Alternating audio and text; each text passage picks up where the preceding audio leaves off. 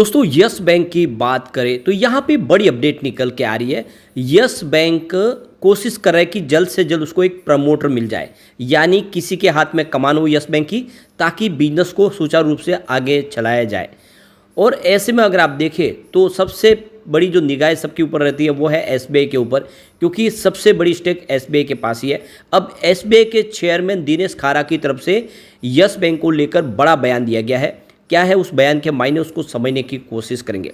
दूसरी तरफ yes bank international market में अपनी तेजी से कदम आगे बढ़ा रहे, और नतीजा ये भी है कि इंटरनेशनल जो बड़े बड़े इन्वेस्टर हैं, जो बैंकर्स हैं, वो यस बैंक में हिस्सेदारी लेना चाहते हैं। क्योंकि यस बैंक ने पिछले 2-3 सालों में आप देख सकते हो कि चाहे यूपीआई ट्रांजैक्शन का मामला हो, जिसमें उनकी महारत हासिल है, उन्होंने पूरा अपना मार्केट शेयर सबसे ज़्यादा रख के नंबर 1 पोजीशन हासिल की है, या फिर रूबेल के साथ, रसिया के साथ में जो ट्रेडिंग हो उसमें उनको आरबीआई की तरफ से उसमें सबसे पहले मौका दिया गया। तो ये सारी बातें साबित कर रही है कि यस बैंक आने वाले समय कुछ कमाल तो कर सकता है। तो क्या ऐसे में जब बड़े बड़े इन्वेस्टर लगातार जो निवेश के लिए सोच रहे, लेकिन दूसरी तरफ हमारे ब्रोकेज हाउस है जो सेल की रेटिंग देनी चाहिए, तो इस समय इन्वेस्टर को क्या करना चाहिए जानने की कोशिश करेंगे इस वीडियो के माध्यम से। लेकिन फ्रेंड, उससे पहले अगर आप पहली बार हमारे चैनल पे आए तो चैनल को सब्सक्राइब कर दीजिए, एक बेल आइकॉन दबा दीजिए, ताकि जब भी नया वीडियो बने पहला नोटिफिकेशन आपको मिले। वीडियो पसंद आए तो लाइक से जरूर कीजिए। चलो फ्रेंड्स, वीडियो स्टार्ट करते हैं। मैं हूँ आपका दोस्त एस बी दवे, और हमारे अपने चैनल ऑनलाइन कमाई में आपका बहुत बहुत स्वागत है।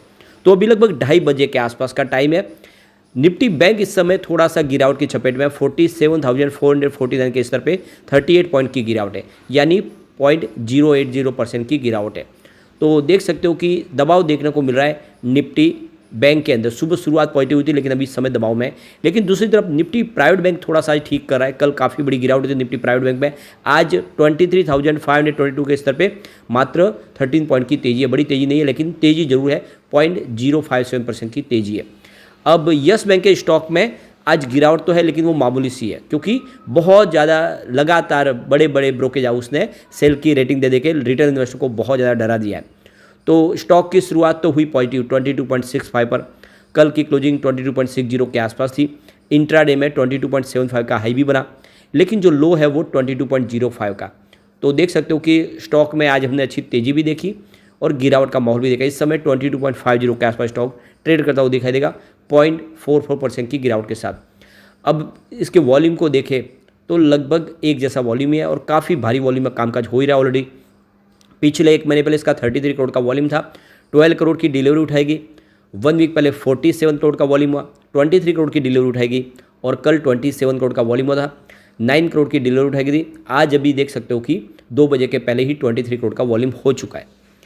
अब इसकी परफॉर्मेंस अगर आप देखें तो पिछले 5 सालों में 86% का इसने निगेटिव रिटर्न दिया है, और ये राणा कपूर का वक्त था। राणा कपूर ने देख सकते हो कि 400 के स्टॉक को मिट्टी में मिला दिया, 10 रुपये के आसपास आ गया था। लेकिन पिछले 2 सालों में देखें तो यहाँ पे 73% का पॉजिटिव रिटर्न दिया स्टॉक ने, यानी फिर से कमान एसबीआई के हाथ में आने के बाद इसने रिटर्न अच्छा खासा दिया है। पिछले 1 साल में 39% की यहाँ पे तेज़ी बनी है, और पिछले 6 महीनों में 22% का हमने पॉजिटिव रिटर्न देखा स्टॉक के अंदर।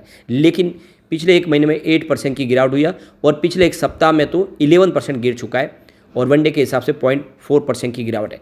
तो रिजल्ट इस बार बहुत अच्छा था, और रिजल्ट अच्छा होने के बाद भी जो ब्रोकेज हाउस है, चाहे कोटक हो, आईसीआईसीआई सिक्योरिटीज हो, या दूसरे और भी ब्रोकेज हाउस, सब ने सेल की रेटिंग देके एक माहौल बिगाड़ दिया। और ये बात मैंने रिजल्ट के वक्त भी डिस्कस की थी कि रिजल्ट बहुत अच्छा है, लेकिन फिर भी इसमें से अब नुक्स निकाले जाएंगे, और उसके बाद में कई तरह की बातें कही जाएगी। तो कुल मिला के ये हर बार होता है, हर रिजल्ट के बाद होता है, और यस बैंक के स्टॉक में तेजी बन नहीं पाती जो बननी चाहिए। अब यहाँ पे जो बड़ी अपडेट निकल के आ रही है, एसबीआई की स्टेक सबसे ज़्यादा है यस बैंक के अंदर, और आप कह सकते हैं कि एसबीआई ही वो थी जिसने यस बैंक को फिर से खड़ा किया है, और प्रशांत कुमार भी एसबीआई ही से आए थे जिन्होंने इसकी बागडोर संभाली। अब यहाँ पे एसबीआई अपनी स्टेक बेचना चाहते हैं, और इसी को लेकर एसबीआई के चेयरमैन दिनेश खारा से इसको लेकर सवाल पूछा गया, क्या आप अपनी हिस्सेदारी बेचना चाहते हैं? क्योंकि जो खबरें निकल के आ रही है कि एसबीआई जो अपनी हिस्सेदारी बेचना है उसके लिए सरकार की तरफ से मंजूरी मिल चुकी है। आरबीआई ने भी मंजूरी दे दी है कि एसबीआई अपनी स्टेक बेच सकते हैं।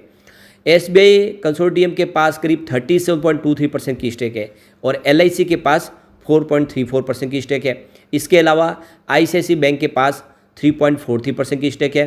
एक्सिस बैंक के पास इसमें 2.57% की स्टेक है और बाकी हिस्सेदार भी जो छोटे निवेशक हैं और एफआई जिनके पास काफ़ी स्टेक है बड़ी।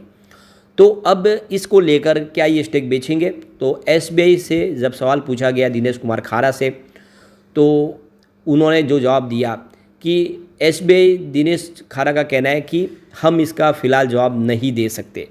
उन्होंने कहा कि अभी हिसाब बिक्री पर हम कोई भी टिप्पणी नहीं कर सकते। यानी यस बैंक को स्टेक बेचेंगे या नहीं बेचेंगे, इसको लेकर दिनेश खारा ने कोई भी सवाल का जवाब नहीं दिया है। यानी ये जो रणनीति है अभी अंदर कॉन्फिडेंशियल है, आगे बातचीत किस तरह चल रही है उसको वो आगे पब्लिक डोमेन में नहीं लाना चाहते और इसीलिए उन्होंने इसका जवाब नहीं दिया। तो कुल मिला के देख सकते हो कि आने वाले समय क्या रणनीति बनेगी, क्योंकि इंटरेस्ट रेट तो बहुत सारे हैं। आप देखते हो कि सिटी बैंक को इसके लिए अपॉइंट भी किया गया है एसबीआई की तरफ से कि उनके लिए हिस्सेदार बायर तलाशे जो, तो आप समझ ही सकते हो कि मनसा तो पूरी है, लेकिन अभी फ़िलहाल वो इसके सवाल के जवाब से बच रहे। लेकिन क्लियर है कि आने वाले समय अपनी हिस्सेदारी बेचना चाहता है एसबीआई। अब सरकार भी अपनी तरफ से तैयार है, लेकिन जो सबसे बड़ी बात है कि प्रमोटर कैसा होगा। एक प्रमोटर मजबूत चाहिए जो यस बैंक को बहुत ऊपर लेके जाए। तो आने वाले समय देखना होगा कि कौन प्रमोटर मिलेगा, लेकिन फिलहाल इस सवाल के जवाब को टाला गया है दिनेश कुमार खारा की तरफ से। अब देख ही सकते हो कि यस बैंक लगातार इंटरनेशनल मार्केट में भी अपनी मजबूती दर्ज कर रहे हैं और इसी के लिए इन्होंने ग्लोबल मार्केट में तेजी से कारोबार आगे बढ़ाने के लिए यस बैंक ने EBNX के साथ में पार्टनरशिप की है। अब आप देख सकते हो कि यह एक फिनटेक कंपनी है, पेमेंट सोल्यूशन प्रोवाइड करेगी ग्लोबल मार्केट में। तो यस बैंक अब ग्लोबल मार्केट के कस्टमर के साथ में भी बिजनेस को, व्यवहार को आगे बढ़ाना चाहते हैं। Cross border payment solution provide करने के लिए यस बैंक ने ये पार्टनरशिप की है। तो कुल मिला के देख सकते हो कि यस बैंक अब अपने जो बिजनेस को है हर तरह से फैलाना चाहते हैं। इनके पास एक टेक्नोलॉजी देखे तो वो सबसे लेटेस्ट है और इस समय जब स्पेशली आरबीआई की तरफ से बहुत सारे सख्त कदम उठाए जा रहे हैं, ऐसे में यस बैंक के लिए अपॉर्चुनिटी है। इनकी जो टेक्नोलॉजी है आप देखें तो वो बहुत ही शानदार है। इन्होंने शुरुआत में ही अमेरिका की जो वहाँ की बड़ी एक कंपनी थी, टेक्नोलॉजी बेस्ड कंपनी, उनके साथ में बिजनेस टाइप करके उनके पास से वो टेक्नोलॉजी ले ली थी, जिससे इनका कारोबार सुचारू रूप से चलता हुआ आगे दिखाई दे रहा है। और ऐसे में आने वाले समय ये जो नई पार्टनरशिप हो रही है ये बिजनेस को और नए कीर्तिमान हासिल करते हुए दिखाई देगा। तो ऐसे में ये मौका अच्छा है कि जो रिटेल इन्वेस्टर है वो बिना डरे निवेश को अपना बनाए रख सकते हैं। लेकिन जो सबसे बड़ी बात है कि रिस्क बना हुआ है, क्योंकि रिस्क इसलिए है क्योंकि लगातार बहुत सारे ब्रोकेज हाउस है सेल की रेटिंग देते हैं और ऐसे में एक पैनिक सेलिंग आती है। और बाजार के लिए जो सबसे बड़ी चिंताजनक बात है वो है एफआई बहुत भारी मात्रा में बिकवाली कर रहे हैं, लगातार उनकी बिकवाली का आंकड़ा बढ़ रहा है और कल हमने देखा है कि वो बिकवाली तेज़ी से बढ़ती हुई जा रही है। ऐसे में उनका निवेश भी बहुत ज़्यादा यस बैंक में और प्रॉफिट भी काफ़ी अच्छी मिल रही है। हो सकता है कि वो अपनी स्टेक बेचे और साथ में वो एफडीआई के माध्यम से जो निवेश किया गया 10% के आसपास की होल्डिंग ली गई है, उन्होंने 14 रुपये के आसपास खरीदारी किया। हो सकता है वो अपनी स्टेक और बेचे। ऑलरेडी उन्होंने पिछले दिनों देखे तो मार्केट के अंदर, ओपन मार्केट में उन्होंने अपनी हिस्सेदारी बेची। ऐसे फिर से अगर होगा तो शेयर की प्राइस थोड़ी नीचे आ सकती है। तो जरा शॉर्ट टर्म इन्वेस्टर बच करे, लॉन्ग टर्म इन्वेस्टर आने वाले समय एक अच्छे रिटर्न की तलाश इसमें आराम से कर सकते हैं, क्योंकि स्टॉक एक समय 400 के आसपास था और अब संभावना पॉजिटिव बनने लगी है। अब यहाँ पे कम्युनिटी सेंटीमेंट देखो स्टॉक के साथ बना हुआ है। 67% बाई की कॉल है, 33% सेल की कॉल है, यानी लोगों का ज़्यादा करके पॉजिटिव रुझान बना हुआ है। 100 में से 67% लोग अभी भी इसको लेना पसंद करें। पीवट लेवल को भी चेक कर लेते हैं तो यहाँ से अगर गिरावट होती है तो 23 का पहला सपोर्ट है, ये टूटा तो 21 तक स्टॉक जाएगा। अगर 21 का सपोर्ट भी टूटा तो सीधा स्टॉक 18 तक जाता हुआ दिखाई देगा। एक बार 20 को इसने तोड़ दिया तो फिर गिरावट बड़ी भी हो सकती है, लेकिन पॉजिटिव माहौल बना तो 27 का फर्स्ट रजिस्टेंस है, इसको पार करते स्टॉक 30 तक जाता हुआ दिखाई देगा। एक बार 30 को पार किया तो फिर 32 तक जाने की संभावना बन जाएगी।